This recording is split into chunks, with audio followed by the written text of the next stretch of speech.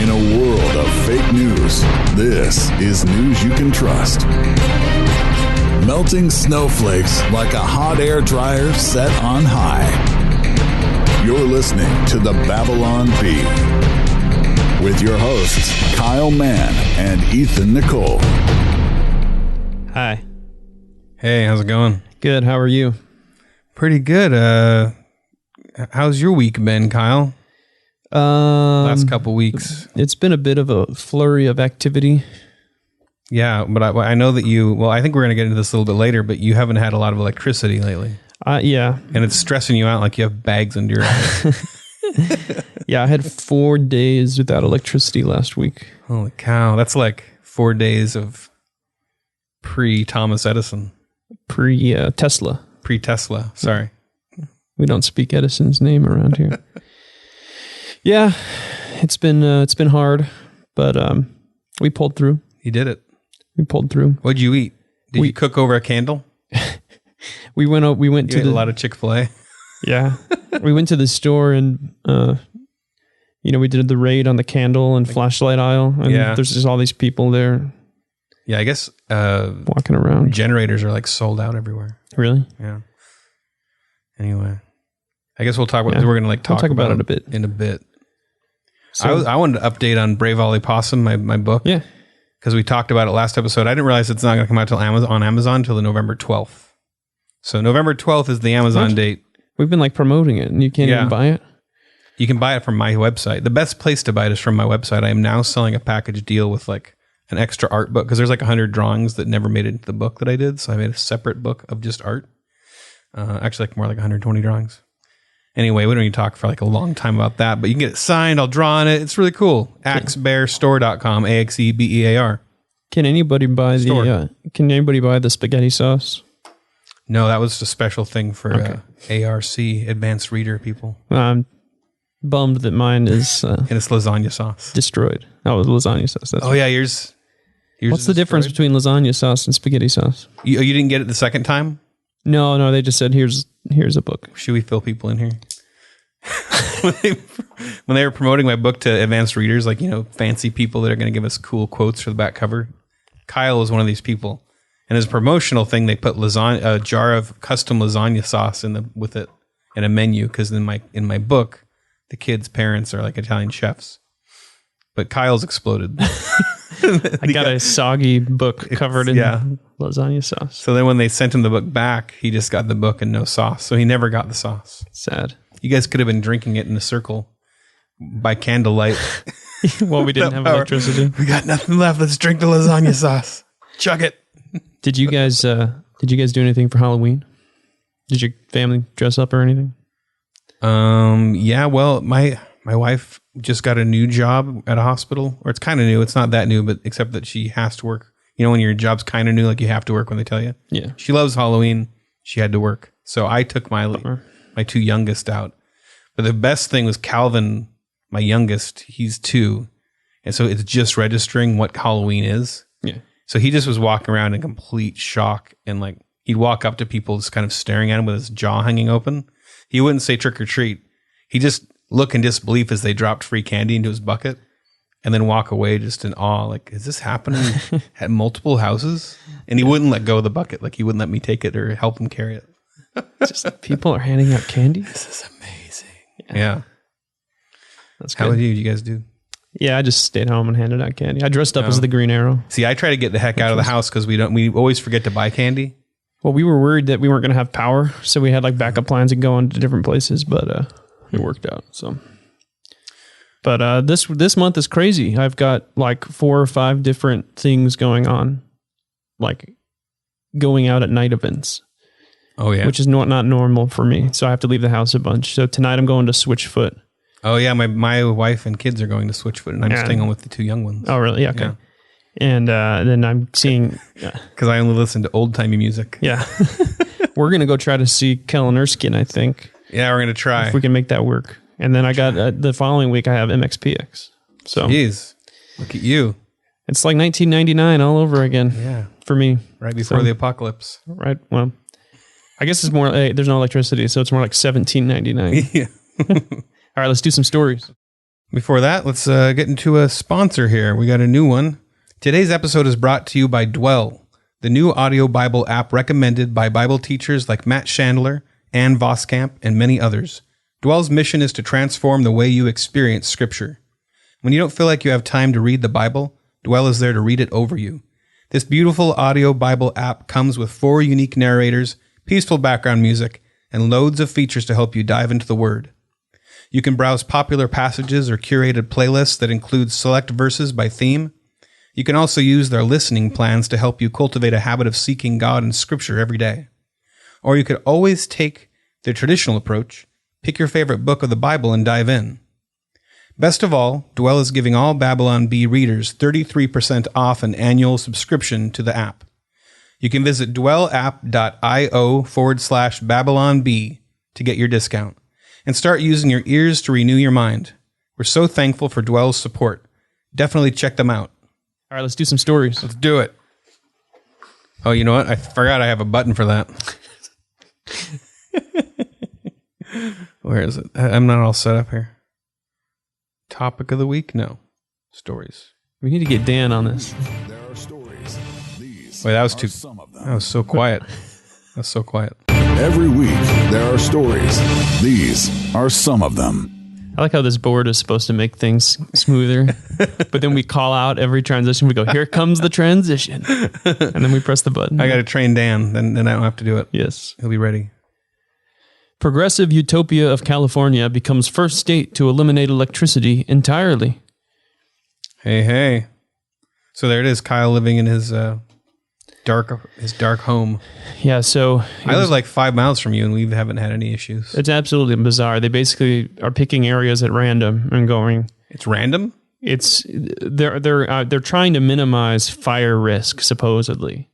So it's been really windy. Because they're knocking over telephone poles? Is that the knocking over electric wires, yeah. Mm-hmm. So their whole thing is we're going to just high-risk areas, we can turn off the cables, and then, whatever. But it's crazy because we've had worse winds by far, like last year. And now all of a sudden it's like, nope, now we got to turn it off. Well, didn't something where the government blamed them for the fires or something like that? And so they're having to... Are they kind of pointing the fingers at each other? Like, they're like, well, government's making us do this. And the government's like, didn't Gavin Newsom say that this is all capitalism's fault? It's capitalism, which is crazy because they've basically granted a monopoly to PG&E in our state. The state gave this utility a monopoly and says, you guys have the power. So there's no competition. Like another electric company can't be like, well, we're going to provide power since they can't, So the government grants this company a monopoly. And then we get screwed. And then they blame the company that they granted the monopoly to. I'm going to start yelling like Alex Jones. He's now. like, Kyle's shaking. Usually Kyle's the like laid back. The deep state lizard people running the electric companies. It drove me mad because they didn't give us any notice. And our power just went off one night. It was off for 2 days straight with no notice. And I'm like checking the website. We're trying to call, and they're like, "Well, we don't know when it's going to be back." And then they go, and then I just find some generic press release on their site like, "We're helping you by stopping fire risk." And it's like that's all there is. They didn't tell us. And then like there was a day with power, and then they shut it off again. And there was a day with power, and then they shut it off again. And every single time, no notice, whatever. Wow. And then like after all the outages and our power was back, they texted us and said, you may get some power outages. Oh, thank you. And we're like, yeah. So I usually work from home and I type articles and then I'll come in the office and type articles a bit. And I woke up and I'm like, well, I guess I'm not working today, So I just had to fight my way to the office in traffic. And I get to the office and you're already here and your hairs are all messed up and you look like this is a zombie. It's like power's out again. Well, I would have been able to like blow dry my hair, but I had no electricity. You do that normally? You blow dry your hair? No. But it's the government's fault. My hair is the government's fault. Who knows? I wonder if that made a funny sound. He's pounding his fist on the table. Yeah. Next one. Always appeals. Always appeals. That's good. Always. Okay, I'm going to try that again. Always brand. I was really having a tough time reading this. I know. Always appeals to men with pads featuring pictures of monster trucks, pro wrestlers. I would buy some pads with John Cena doing the elbow drop off the top rope. So that's a always is women's products. Thanks for that. It's not the word always. You came off like a dad trying to talk about periods or something. Yeah. That's these women's feminine hygiene products. These women's products. Have you ever had to buy these things for your wife? Yes. Alone? Yes. Like, do you know? It's baffling to me that whole section. She tells me like what she wants. Yeah. And I'm like, what do all these do? This is insane. I don't even. I don't let my mind go there. I just. Well, yeah. I just try not to. Well, it's just she sends me. But even just trying to find the right thing, it's like I remember when she gave it to me because I can't think outside of the exact words she gave me. Like I can't be like, oh yeah, I understand this genre of hygiene product. So yeah, she gives me a picture. She takes a picture of the box. Mm-hmm. Yeah, but what if they have a different brand? Then I'm lost. It has to be the exact picture. Like if there's like right, or if they change the logo or something. The dove, yeah. I don't know if they use doves, but in this one you did the Photoshop on this. It was excellent work. Oh, thank you. You had monster trucks and John Cena elbow dropping guys because this is a maxi pad for men. It was supposed to make fun of always. They removed the female gender logo from their products to not offend trans people, which just seems silly to me. But this article actually ended was like the little circle with the plus thing coming out. Yeah, I think so. Okay, but the article actually ended up like doubling. It was like a double joke because all the men are like, "Oh, well, now I can purchase this for my wife and not feel weird." Yeah, that's actually true. So I'd buy that one. Except for she'd be like, I don't use those ones. I don't use the monster truck ones. Yeah, or whatever it is. I don't use the big flappy kind. I use the little other kind. I don't know. It needs a string on it or something. I don't know how they work. That's not a pad.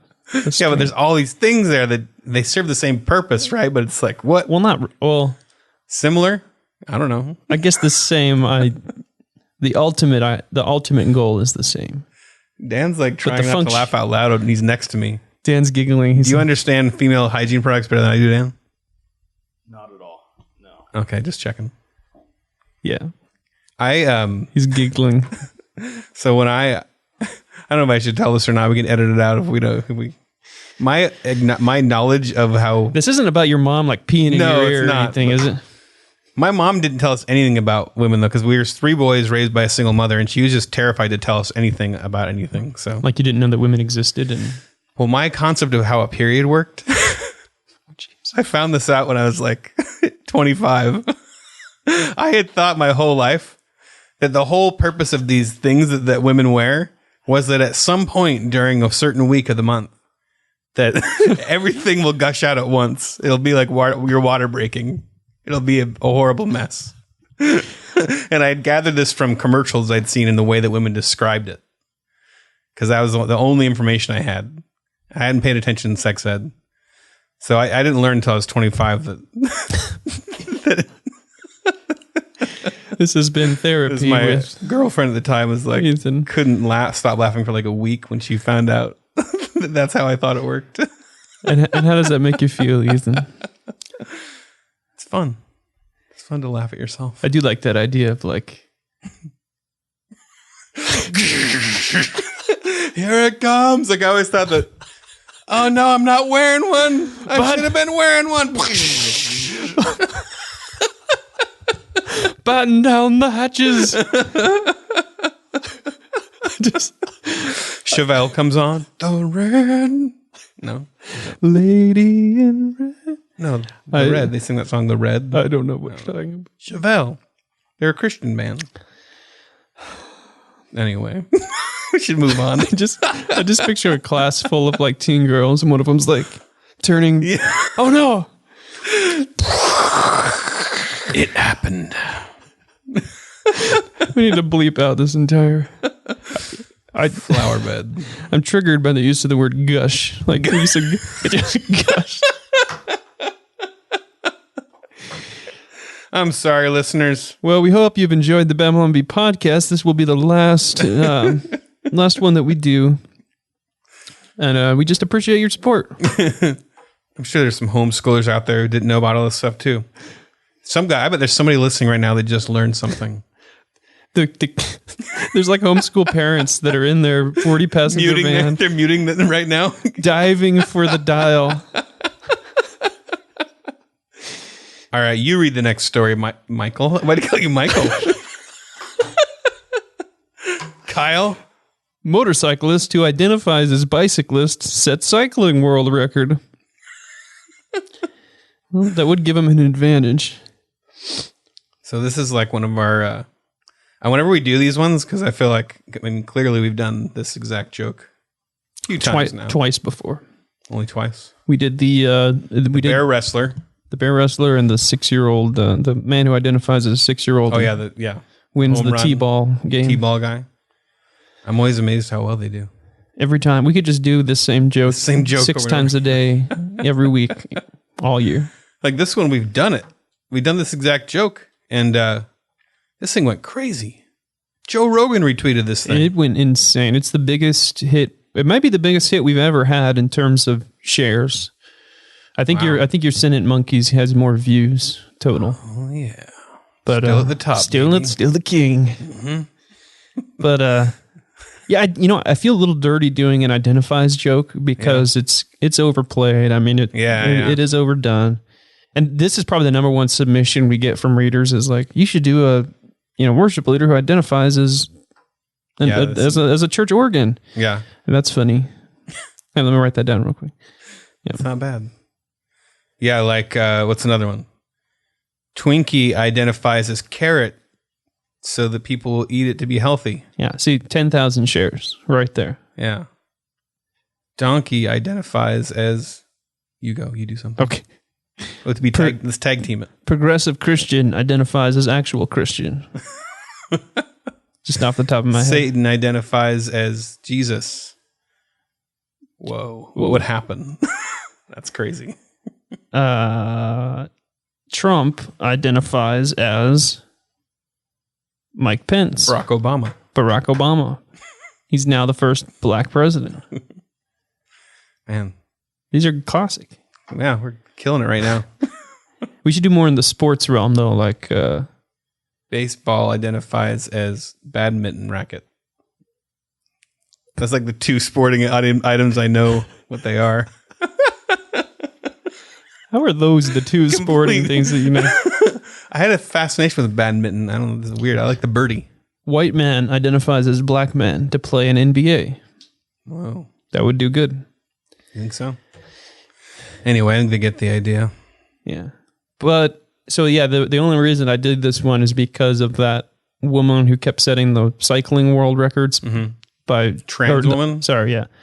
Biological male, identifies as woman, and she's crushing all these women. And she's like super...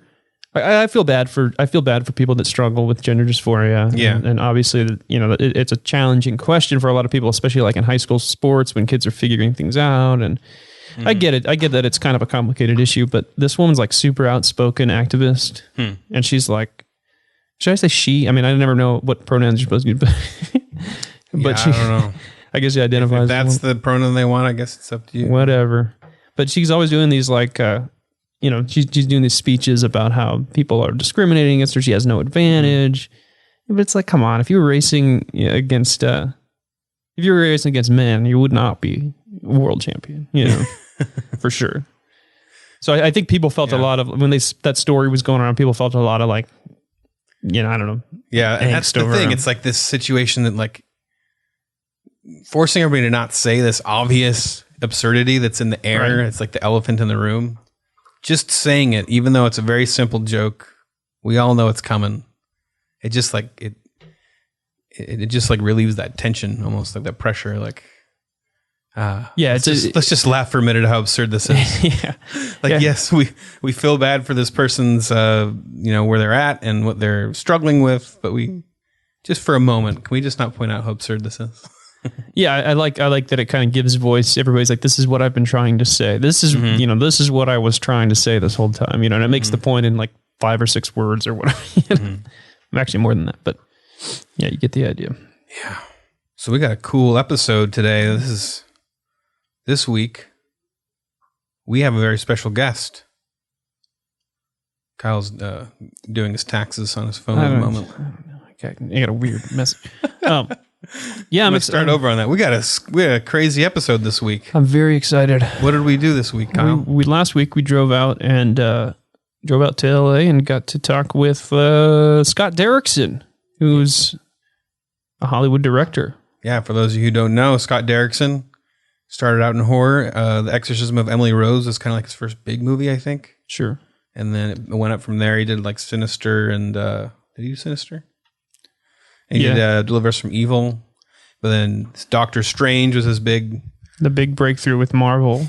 Well, I guess his biggest hit movie was The Day the Earth Stood Still. Yeah. That was a rough one for him. Yeah. I've never seen that. I don't know if I'm a huge fan of that kind of sci-fi, so I need to watch it. But yeah, I don't even know why it didn't do well. I don't know if people just weren't in the mood to see an alien movie at the time or what happened. But it definitely wasn't Keanu Reeves acting. He was in it, right? Yeah. Oh, okay, yeah. It took me a while to get that joke. Thanks. That's always a sign of a good joke. No, I'm a big fan of Scott Derrickson. I've seen most of his movies, and we got to go interview him. So yeah, and he's a Christian. He's a Christian guy in Hollywood. And if you ever follow him on Twitter, he's like this left-wing Christian that's constantly swearing. Like I said, progressive Christian. Progressive identifies as actual Christian. All right, so without further ado, our first large chunk of the Scott Derrickson interview. Presenting an exclusive Babylon Bee interview. And here we are. We are in an undisclosed location with the director extraordinaire, Scott Derrickson. He's sitting right in front of us. Undisclosed location. In my top secret lair underground. Yeah. It's crazy in here. It's like, have you ever seen those crazy scenes in Doctor Strange? It's like he made that into a house. There's little baby hands all over the place. There's like hands crawling all over us right now. We're actually functioning in reverse time right now. Yeah. This recording is being played in reverse, even though it sounds forward to you. Tell us more about Doctor Strange, Ethan. That's a comic. Can I do the interview? So, Ethan, when did you first read Marvel comics? I was always an indie comics guy. Wait, I'm not supposed to be getting interviewed here. We did want to know though, because you started out making these like independent horror films, which are real cinema, but now you're doing Marvel, which is not real cinema. That's what I've been told. That get switched over? I just stopped loving cinema. I was like, I hate cinema. I'm going to go work for Marvel. Yeah, I was finishing working on Deliver Us from Evil, and I had been approached by Marvel in the past. I think Kevin Feige liked me as a filmmaker, thought I was a good director. So I had been this little siren backup. Are we picking that up? We're in Burbank. Okay. Yeah, there's our secret undisclosed location. It probably isn't drowning you out. So it's getting closer. This is just to add to the urgency of an import of what I'm about to say. Yeah. We're in the land of fires right now. We're in California. So I was working on Deliver Us from Evil, and I'd been approached before for possible work on other Marvel movies that just weren't right for me. But when they said they were doing Doctor Strange, I thought, well, that one's definitely right for me. And I worked very hard to get the job and got it. Nice. Yeah.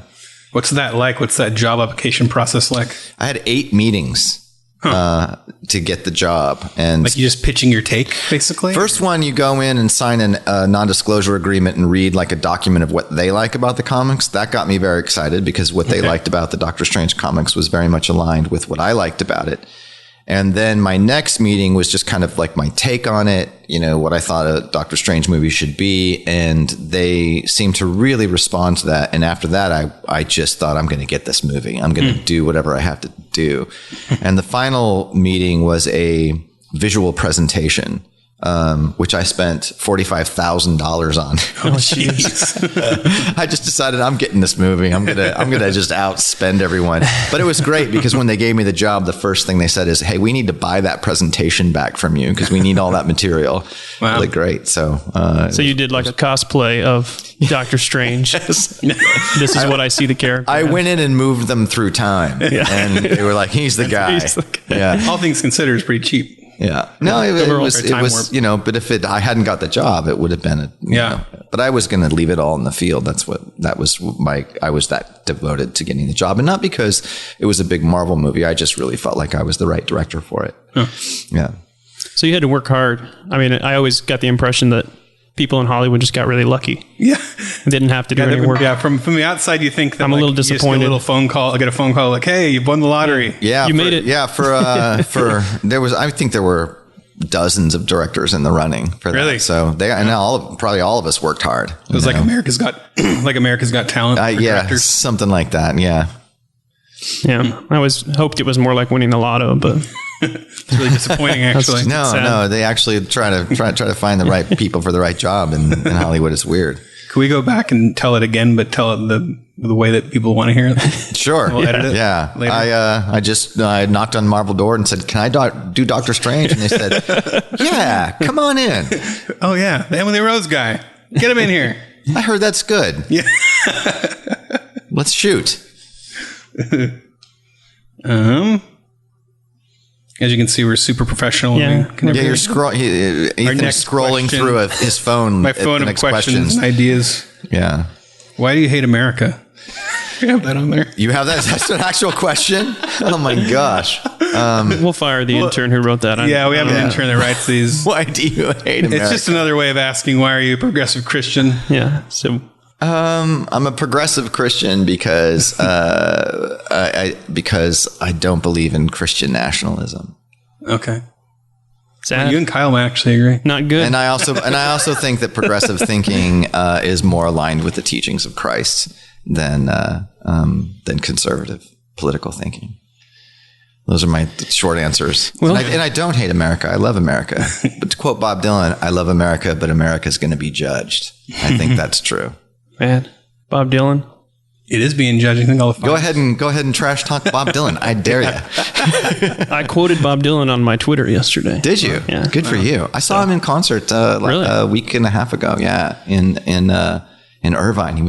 It's like maybe 12th time I've seen him live. He was fantastic. Do you like his voice, or do you just like his songwriting? Oh, his voice is one of the greatest voices ever. You know, Sam Cooke, who is probably would get my vote for the best, most beautiful voice in American music, at least American popular music history. Sam Cooke, when he heard Bob Dylan sing, told one of his proteges to listen to the record. I'm sure it was probably the Freewheelin' Bob Dylan, and said, listen to this album because it changes singing forever. From now on, it doesn't matter if your voice is beautiful. It matters if your voice is honest. And that's why I love Bob Dylan's voice. Yeah, you know, people will always say the covers are better than the originals with Bob Dylan. I don't agree. Yeah, well, I mean, there's some songs that are. I think. Yeah, some I think do a good take on it. Even he said that whenever he sings "All Along the Watchtower," he feels like he's covering Jimi Hendrix. Yeah, the Hendrix version. Yeah. So I sure skated that question. yeah, we'll dig into that deeper later. Well, you redeemed yourself after the progressive Christian thing. Yeah. We were about to cut off the interview, and then As long as you pledge allegiance to loving America. yeah, I do love America. America's been very good to me. How can I not love it? I think America represents a lot of the best and the worst in the world. You know, I have definitely complex feelings about it, but it's my country. I love it. I mean, it's kind of like the implications of freedom, right? Like the more freedom you have, the more freedom you have to go the two opposite directions. For sure. Correct. So yeah. I guess America is kind of a symbol of that. But ask me, you can ask me anything. I have no fear of any questions. Okay. okay. All right. Go, Kyle. Go. Well, I did want to I was curious. You may have already talked about this on something else, but everyone's in this kerfuffle about Scorsese and Coppola talking about Marvel movies not being real cinema. And what are your thoughts on that whole argument? I mean, you know, I think I I speak not just for myself, but probably most of, if not all of the Marvel directors. You're talking about probably the two most influential directors on all of us. Yeah. Kurosawa, the Japanese director, is my favorite director, but as far as American filmmakers go, without a doubt, my favorite American movie, and I think the best made American movie, is Taxi Driver. My second favorite American movie, and the movie I have seen the most times, is Apocalypse Now. So, it was hurtful to hear that in a way, but at the same time, they certainly have earned the right, especially Scorsese being such a student of cinema and such a grand teacher of cinema. He has a 4-hour documentary on Italian neorealism that's extraordinary. His love for what cinema is, he has the right to say whatever he wants on the subject, even if he's wrong, which he is. But I respect where he's coming from. I think he's wrong in the sense of, first of all, he said he hadn't, the question that was asked of him is, have you seen these? He said, I've tried. I haven't seen them, but I've tried. So there's 23 MCU movies. I'm guessing he watched one, maybe one and a half. So I think it's very difficult to look at a film like Black Panther and say that's not cinema, or the comedic ambitions of and I think sort of breakthrough sensibility of Guardians of the Galaxy, the political power of Winter Soldier, and the cinematic quality of that. Scorsese's always been very disparaging about American action films anyway. So, I don't think he considers those cinematic. But I think that they are. Here's my overall feeling about it. It's like Keith Richards, one of the greatest guitar players in rock music history. A couple years ago in Rolling Stone said that rap music is for people who are tone deaf. And he said they just play a beat and have someone shout over it and everybody's happy. I mean, that's ridiculous. I don't think he's listened to Kendrick Lamar's records the way I have. Rap is all my kids listen to, and I've gone to a lot of concerts with them. I think that what has to be respected is that when you're talking about old artistic masters, Coppola is a master, Scorsese is a master, Keith Richards is a master. They're all these old masters of what they do. I think that they sort of earn the right to be disparaging about when they're old men, these old masters have a right to be disparaging about the younger generation that comes in late in their life and starts to redefine what their medium is, and to find it not only something they don't understand, but something they actively don't like, and something they think is an act of assault on the medium that they have spent their life probing and defining at a level that is deeper than anyone else. So it was made me sad because I admire them so much, but I wasn't offended by it. And I also think that anybody who's open-minded about it has to take into consideration what they're really saying, because I think what's behind the comments is a criticism for how more thoughtful, deeper, artistic cinema that comes out of the European tradition, that comes out of the 70s Hollywood tradition, is being pushed into television and losing its theatrical life. I think that's really the issue that they're having, and they're right about that. They're right to be concerned about that. I'm concerned about that as a student of cinema and someone who teaches. I teach a class on Kurosawa. I teach a class on the history of European cinema. I wish there was better stuff out there. When I see Tarantino's movies, whether you like them or not, it's very pure cinema. And I always feel relieved, like, oh, here I am in a multiplex watching something very cinematically ambitious. So I have no disrespect for what they've said, and you can certainly appreciate where they're coming from. Yeah, I mean, they obviously didn't watch the scene where Chris Pratt challenged the blue alien to a dance battle. Had they seen that, yeah. Not only would they not have said what they said, but they would have spent the rest of their lives just promoting that scene. They just would have written, long essays about it, done documentaries about taught that classes. scene. Yeah, taught classes on it. Exactly. We assume that they're just mad that they didn't get signed for like Squirrel Girl or another of the X-Men Origins. Yeah, there's definitely jealous of. There's a Marvel Comics character called Credit Card Man. What there really yes, there is, and I think that Scorsese's just bitter that they wouldn't greenlight his Credit Card Man movie. I liked the X-Men character Puck. Do you remember Puck? This little short guy that just rolled around and hit people. Yeah. Francis Coppola presents Puck. X-Men Origins. Puck. I've been reading the William Goldman book, Adventures in the Screen Trade, and he talks in there about, he makes this distinction I never heard, and this is back in the 80s that he wrote this book, but he calls certain kinds of movies comic book movies. And he's not even, this is before this whole thing. He's just saying movies that are more about the action and kind of he says the good guys always win, the bad guys always lose. He calls them comic book movies, and he says, he makes a distinction. When he says the word cinema, he means something different than these, and he's not insulting them. He's just making a distinction. And so I thought maybe that was what Scorsese was referring to when he was talking about that. It wasn't as much of an insult as a distinction to him. He's saying taste-wise. Yes, I think that's what he meant. But again, I think that he hasn't seen these movies. Yeah. And I do think, if there's anything that I take real issue with in the comments that were made by these two masters of cinema, it's that you just can't, nobody has the right to disparage movies that they haven't seen. That's true. I don't think anyone has that right. And I am very protective of that idea. I don't trash talk movies that I haven't seen. Don't think anybody should. Scorsese was really victimized by that with The Last Temptation of Christ. I think that, to say that Marvel movies, or to think that Marvel movies don't plunge psychological depths or human depths or emotional depths is to not know what they are.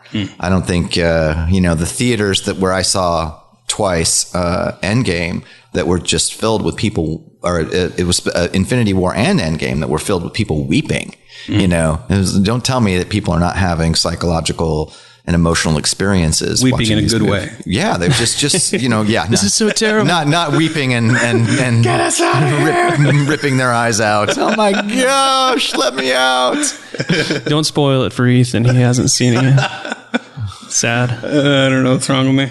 I'm the one guy here that draws comics, but And by the way, and even William Goldman is just that says to me that's a guy who didn't read comics. I think there's so much profound humanity in even the pop comics that I grew up reading, but of course in the world of comics, as you know, there's as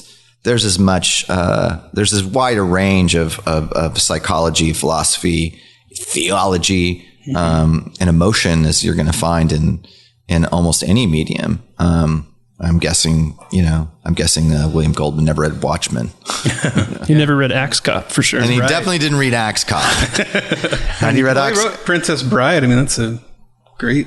Is that a comic book movie or is that cinema? Yeah, I mean, that's what the point he made in it is that he's like, keep in mind, I wrote Princess Bride. I'm not saying that these are bad. He just said it's a distinction between a kind of movie. Yeah, I don't mind a distinction. I don't mind the distinction between identifying cinema as being something that is primarily where a film's primary ambition is art, as opposed to entertainment. I think that some Marvel movies are very artistically ambitious. Mm-hmm. Some of them are less ambitious. It's a spectrum. It's a continuum, and certainly my love for Kurosawa, for example, comes from the fact that I think more than any other director in the history of cinema was really striving to create high art and high entertainment at the same time across his entire body of work. And I think that Scorsese and Coppola, what they're taking issue with, they can apply the same thing to the Star Wars movies, from their pal George Lucas. And it was really during their heyday in the 70s. Coppola went on to have many heydays. Scorsese went on to have many heydays. He's put out great films for every decade of his career. But Coppola's, heyday was in the 70s. And I think that they are in some ways talking about what happened in the mid 70s with Jaws and Star Wars and the beginning of event movie filmmaking, where movies became a different thing, where and Scorsese reducing them to theme parks again, I think is reductive. But I do agree with his thinking here that starting with Jaws and Star Wars in the 70s, cinema changed tremendously, and Marvel movies are part of that thread, of that Star Wars Jaws thread, where movies are not something that you go to interact with as a work of art. You go there to be taken into an experience that you are out of control of. It manipulates you. It drags you, takes you by the scruff of the neck and drags you through it. And I don't think that makes it not artistic, but it does make it a different artistic experience. And something that prioritizes entertainment over art, as opposed to the kind of films that they make. Even Apocalypse Now, which is so highly entertaining, and that's why he put, Wagner and the Rolling Stones in it, and Jimi Hendrix and all this great music, and had this giant spectacle because he wanted people to be entertained by it. But I still think that with that film, his primary ambition was to make a great work of art, and he did. But that's why that film is the film I've seen the most times, because it is, to me, the complete apex of the merging of art and entertainment. And those are the films I tend to like the most. Yeah. And, certainly the kind of thing I aim for in what I do, I try to make something that is ambitiously artistic and ambitiously entertaining at the same time. And whether I succeed at that, I'll leave to the audience. But yeah, that pretty much sums up my thought. Well, I mean, let's talk about that in the context of Doctor Strange, because that's obviously something you tried to do in Doctor Strange. You tried to explore things of, the purely rational versus the spiritual, and faith and belief in a movie where wizards are punching each other. I mean, that's, that's what you're talking about, right? Is this layers of entertainment and art? Yeah, precisely. I mean, and again, those are the movies that I appreciate the most. And I think that, I think Scorsese does the same thing with Goodfellas, and some of the films that he's made that I've enjoyed the most in his own way. But yeah, I don't think that, some people separate movies and films that way, that movies are more populist and entertaining, and film is a word you can apply to more artistic. I'm not sure I'm comfortable with that division on a broad scale, but any kind of broad generalizations about Marvel movies are probably going to be incorrect on some level when examining at least some of this particular films. Sure. Yeah. They're not all the same. Yeah. So I would love to just, from your perspective, as a Christian in Hollywood working on Doctor Strange, I know you talked some about this, introducing spirituality into the Marvel Universe. Just expound on that. Well, I think that when it came to Doctor Strange, that's what was already present in the comics. The comics already had such a powerful emphasis on spirituality and visual psychedelia. And those were the things that I always loved about those comics. That spoke to me.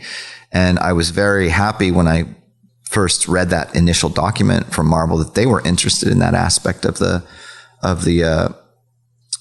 comics, and made it very easy for me to go really down that rabbit hole. And they were very supportive of that. So, and and it was also, it's an attempt, and I feel this way about my work in general. I don't go out there to propagate any point of view of my own. I go out there to try to first entertain. I want everybody who pays, to go see a movie, no matter what their religious or political positions are. I want to make something that's going to make everybody feel like they got their money's worth.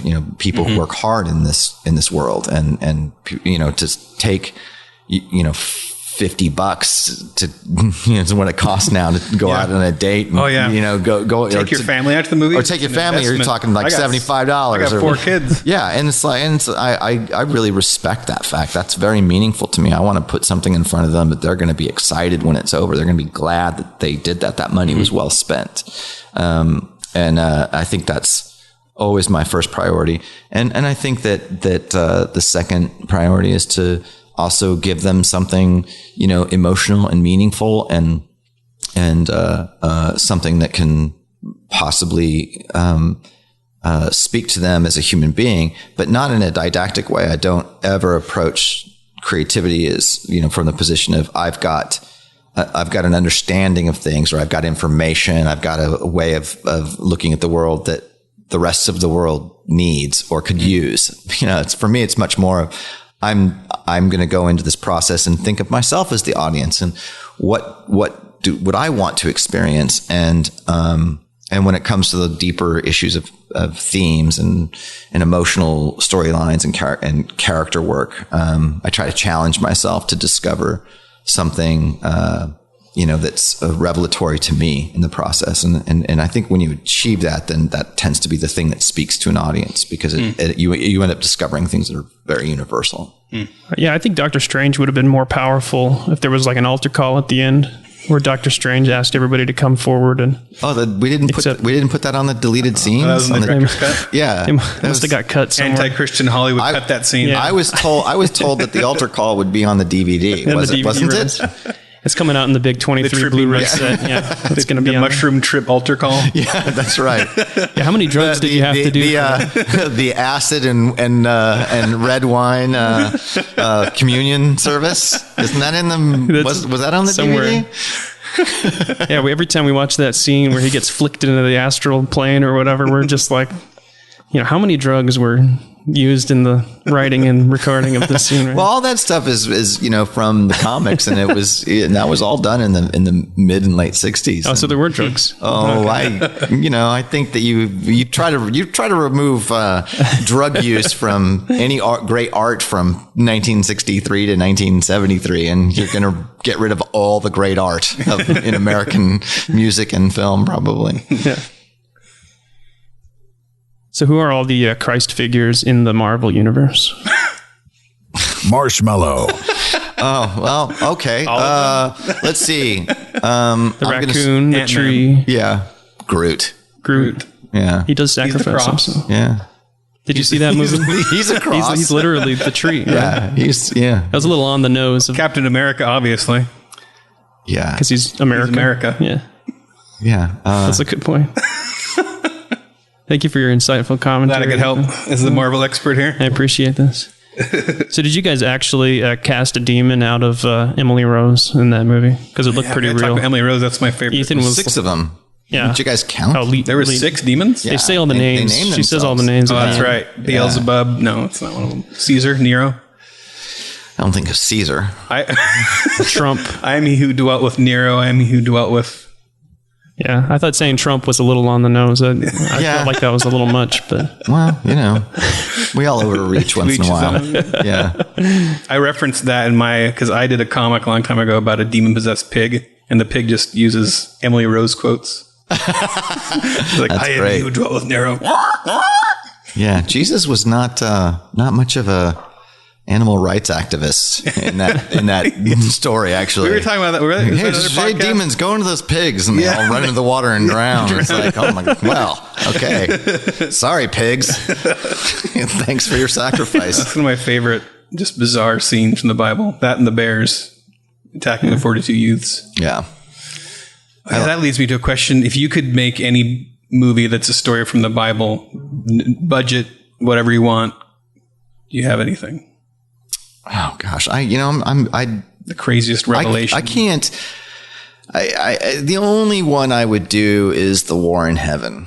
Okay. I've always thought there should be a great story about the war in heaven. Well, Paradise Lost, basically. I would like to do a movie about the fall of Lucifer and the war in heaven. I think that's one of the great, myths in human history, and the mythic power of it is has never been given a good cinematic treatment. Mm-hmm. Yeah. Yeah, that'd be cool. I think the bears mauling the youths. Yeah. Yeah, I was really hoping either that or the pigs. David killing all the Philistines and cutting off all their foreskins. The big pile of foreskins. So that he could get the chick he wanted. That'd be a good short film. Would that be real cinema? Or Would the sequel be pile of 5 skins? And like add a number? 6 skins? Yeah. I don't know. The whole trilogy. Yeah, the trilogy. But yeah, on that, I'm always fascinated by talking about demons in this day and age. It's a scoffed at idea. And so you did Emily Rose. Yeah. I thought that was really, you did an excellent job of making the movie really just, you end on the question. It just kicks up a conversation like, what do we make of this whole idea? Yeah, and that was the point of that movie. When I read about the real case of Annalise Michel, it just was very confounding. There's really no way of looking at what happened in reality in that story that can make anybody comfortable. And so what are some examples? Because I haven't read. I mean, I think if you try to analyze it religiously or spiritually, the fact that she was conscientious of what she was doing and believed that it had a higher purpose and thought the world was going to know who she was and what she did, which ended up being true because of the movie that I made. Fulfilling prophecy. And that's very strange and in itself confounding if you are a religious person.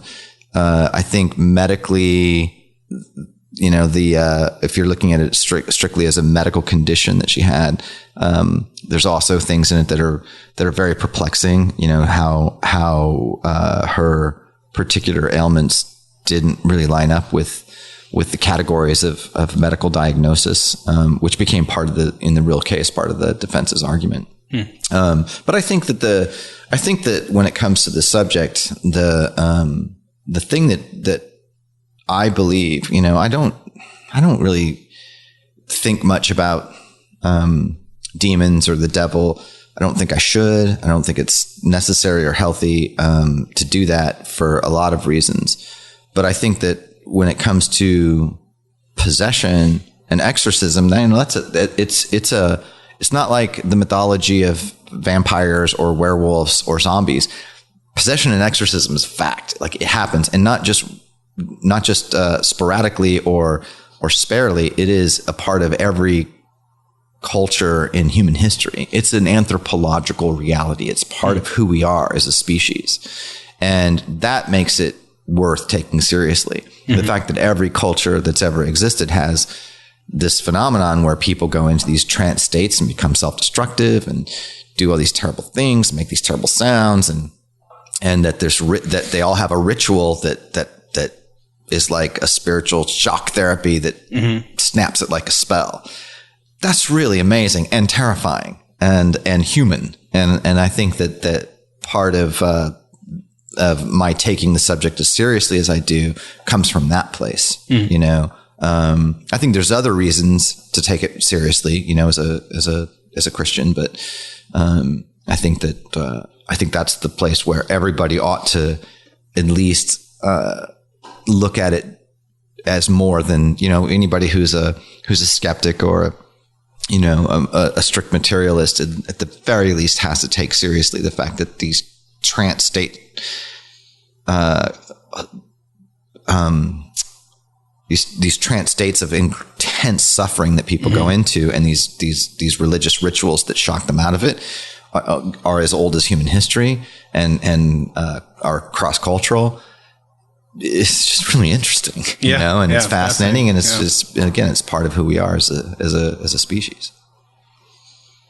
Yeah, I think, when you have to, if you can divorce yourself from the kind of cartoony ideas of what people think of demons and Satan, and try to just think of just the idea that there's evil in the sense that we, the kind of horrible things people do and the horrible thoughts we have even about ourselves. And, when you look at alcoholics and how, if you read the text of like an Alcoholics Anonymous book, it's almost describing a demonic possession. They can only overcome it by going to a higher power. When I try to reframe myself and think in that way, it's like it does seem that there's an oppressive force, something outside of just natural. Anyway, for me, that's like kind of the road that I go down when I think about. Yeah, and I think there's danger in that, in making that comparison that all alcoholism is demonic. I certainly wouldn't want to ascribe to that idea at all, or to consider people who struggle with alcoholism as being in the grips of evil. But I do think that addiction, is certainly the greatest equivalent, whether you make it a direct connection or not. It's the greatest equivalent that we have in the West to possession that you'll see in third world countries. The self-destructiveness, the inability to control one's own body and behavior, and the release from that torturous prison through faith and belief and surrender to a higher power. I think that, again, these are things that are just human. Yeah. And the way people go after themselves, and also the way people go after others. We see that on the internet. Like, it just gets insane. These insane dog piles of hatred coming out, and that's when as mostly a horror guy, you've talked about how evil works well as a religious genre of film. And so I'm curious, just your point of view on that, and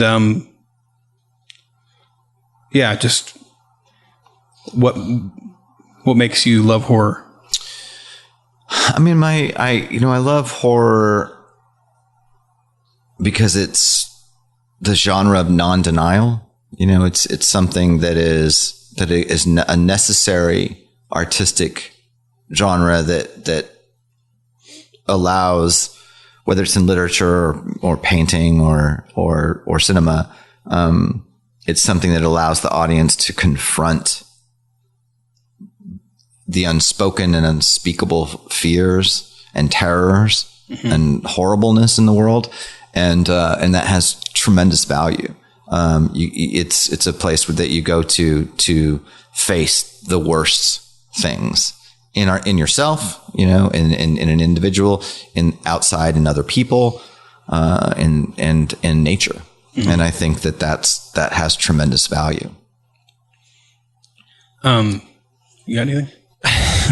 Like I'm stepping on you. I'm just going to leave. You guys can keep talking.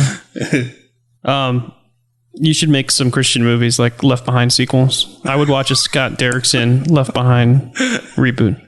I can't think of a worse scenario. Think about it. Just think about it. Okay. Like, how big of a check would they have to write to get a Nick Cage? I was offered the first Left Behind movie, if I remember. The one with Kirk Cameron, or I think the one that became the Kirk Cameron one. Wow. But I think those movies are bad for everyone. Shocking. Yeah. And I don't believe in the rapture. Are you renouncing your faith right now? No, I think the concept of the rapture is a bad theological concept that does a lot of damage. But that's we can talk about that if you want. All of our dispensationalist listeners. Yeah. Sorry, everybody. Sorry, disputes. It's a teaching that didn't exist in the history of the church. It's a strictly American-made doctrine. What I don't like about it, it's, I don't think any prophecy, apocalyptic literature in the Bible is ever really understandable until after it's happened anyway. That's always been the case. Yeah. But I think that what I don't like about it is about that particular doctrine is I don't like the idea of what is an American religious idea that has deep roots in Mormonism, actually. And that propagates an idea that turns on its head Jesus' teaching that my prayer for you is not that you be taken out of the world, but that you be delivered from the evil one. And I think that the mindset of we're all part of the select group on a launching pad waiting to be taken out of the world is just a fundamentally bad idea to be rooting yourself in, as opposed to the idea that we are here to be salt and light in the world and to help transform the world into a place that is more in line with what God is doing in his redemption of this world. And I think there are two very significantly impactful ways of thinking, and one of them is fundamentally wrong. So you could do like an amillennial Left Behind. What would that be? Just a few minutes of people living, and then it's just the end of the movie. Yeah.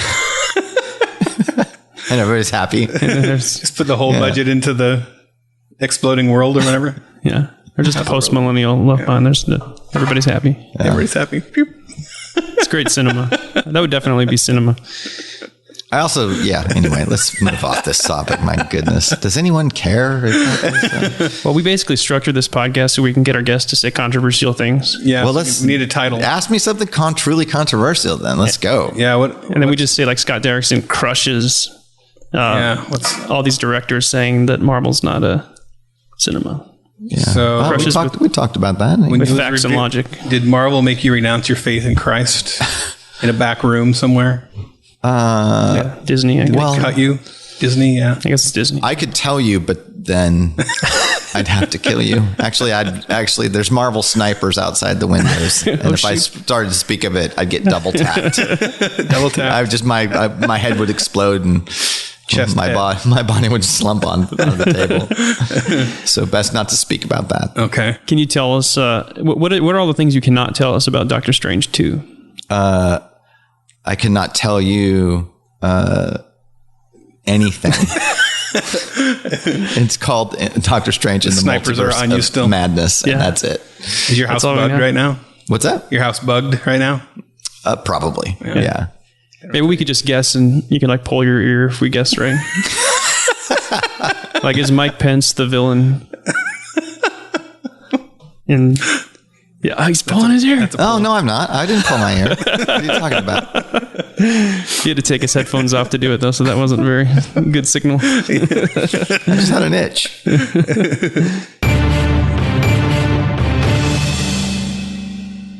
Oh, yeah. Good times with Scott Derrickson. Startling revelations there about Doctor Strange 2. Crazy revelations. Wow.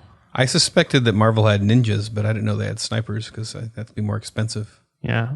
But I guess they have a lot of money. It did make the interview awkward with the laser dots dancing around. Yeah, all over him. Yeah. Like you think 2 or 3 is a given, but And he's just got sweat pouring down his face, and just shivering. it was kind of terrifying. And he's like, "Hey, ask me anything. I'm comfortable. Ask me I anything, like guys." controversy."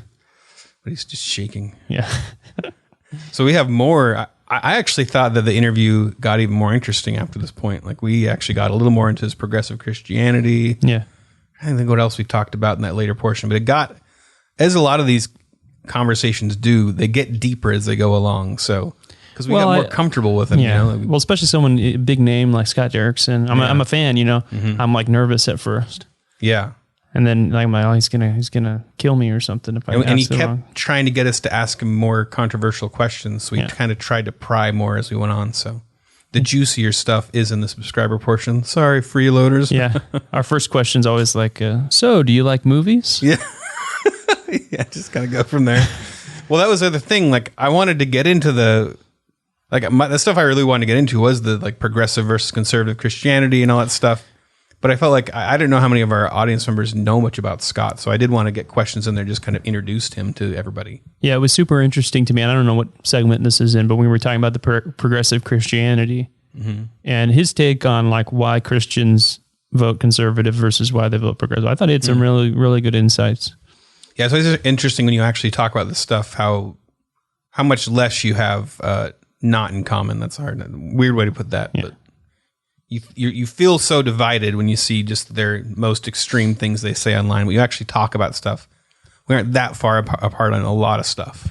Yeah. There's a lot of stuff we really kind of agree on, but we decide to fall in these certain categories. Yeah, and we have a picture of progressive Christianity and progressives of being like outraged all the time. Mm-hmm. You know, and he's kind of like not like that. He's like, well, you know, I think there's some good and bad. Yeah. I'm like, oh, okay, well.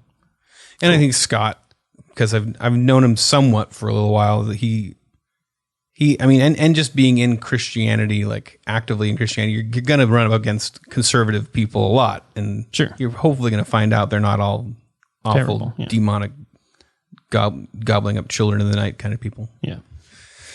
Anyway, so more coming later. But for now, Let's do some we're going to do some hate mail. hate mail. I really miss Adam Ford. Okay, so we have a few hate mails today. And then we have one, Got a good mail, a happy mail. it's like a question. Should we do a question? Yeah. Okay. If it's quick. So we'll do a few hate mails and then we'll do a question. Okay. We need to get the flower bed, Get the flower bed ready. yeah, Okay, hold on. or whatever words you have. Keep talking. I mean, can you keep? Oh, okay, I'm ready. Okay. So this is a message from our Instagram, an Instagram follower. He says, there's a difference between being satire and being an absolute. Flower bed. I think you're the latter. Have a nice day. That's it. He thinks we're Flower bed. Yeah. Flower bed. Yes. okay It's a pretty bad word. I would say of all the bad words, it's probably up there. the worst of the bad words. What's it rhyme with? Except like using the Lord's name in vain. Just gonna- What's it right? All right, here's another one from All Instagram. right, another one. I curse you with the power and authority of God. Whoa. I feel like we need some more intense music to go with this. I don't know. I'm not ready for that though. Okay, we need to get more flower bed ready for this one. Okay, flower bed's ready. Your page is a... Flower bed. If you want to have a page, learn to respect people who think differently. You son of a... Flower bed. That one was really took me for a wild ride. Like he's like, your page is terrible. Here's a bad word to describe your page. If you want to have a page on Instagram, like he's setting the rules. Yeah. If you want to have a page, learn how to respect people who think differently than you. You son of a... I was focusing so hard on pushing flower bed at the right time. I didn't listen very well the first time you read through, so I'm glad you re-explained it. Yeah. Well, it's like I really, just the intensity at the Yeah. end. Like he's trying to say we all need to learn how to get along, and then he just can't resist. Yeah, you. Flower bed. Yeah. All right, so here's a thoughtful question. All right, thoughtful question. This guy's asking about the article where we said that the hug from Botham Jean's, it's Botham Jean's brother to the police officer. Police officer, right? That killed him. That our joke was that it would ruin years of. You wrote the joke. What's the joke? It was like the media warning that. The outrage narrative. Yeah, the outrage narrative could be years of work on that outrage narrative could be ruined. I can't remember the exact. Yeah. And so this guy says, well, that was hilarious, but my dad said that was a beautiful thing that man did and that should be honored. I feel like the article you shared used a beautiful moment as a sarcastic mockery to attack your political opponents. I don't really agree with him, but I would love to hear you guys discuss when sarcasm is and isn't appropriate and loving. I'm sure you have to wrestle with that sort of thing at times. Psalm 1 says we should not sit in the seat of mockers, and I've been convicted at times for being overly biting in my humor. Interested to hear your internal process in this area. Thanks, Josh Hansen. So why did you make that terrible joke, Ethan? No, I'm just joking. I mean, I don't know. I feel like in a situation like that, you either have the people that are praising what he did, and then you have the people that are like, coming on, like the guy that we talked about when that happened. It was like, he's back on the plantation or whatever, It's like, this is, what do you say? Slave mentality or something? Yes, slave mentality. And yeah, I think that the joke, as usual with a lot of these jokes, it's saying what's not being said. Like it feels like it goes against what our culture is encouraging right now. It feels like our culture is encouraging not to hug your enemy, not to forgive. We're supposed to be mad. We're supposed to be uprising, and so to me, I didn't see it as mocking the situation. I saw it as mocking the narrative, and I guess that's the question. Like, is there stuff that is okay to mock? But if we're calling for people to be outraged and to embrace victimization and to be angry, I really do feel like at least mock that, if not worse. Yeah, I mean, I think there's a fine line between like we see a heavy situation in the news, a heavy political situation, and we go, hey, we can use this to own the libs. Mm-hmm. Like, I think that is probably a bad motivation. Yeah. But I think when you actually had this, like a large chunk of people, at least on Twitter, saying, you know, this guy should not have forgiven. This is, you know, and I think it goes beyond just this current event, right? Because this is something where there's a whole culture of people that are outraged and they think forgiveness is not a virtue. You know, we should not forgive. We demand restitution. We demand that our enemies pay for what they did to us or what we think they did to us. Mm-hmm. And I think this was a moment that really crystallized those two sides that were kind of going against each other. So I think that piece of satire in particular transcended that moment, and it wasn't trying to go, hey, transcendence. And it wasn't trying to go, it wasn't trying to be like a cheap shot. Mm-hmm. You know, I could go back and read that article today and I think it's still powerful. You know, obviously you have to have some context, but yeah. So I think that when you read a piece like that, you go, am I doing this just to get a cheap shot? Or is there something really important, powerful that we're trying to say, you know? Yeah, that's one of those ones. And I feel the heaviness of it when I'm writing it. Like I do feel like, am I making light of this? This is a situation where a guy's brother was killed. This is real life. These are real people. They could read this, you know. I feel all that when I'm like submitting that story.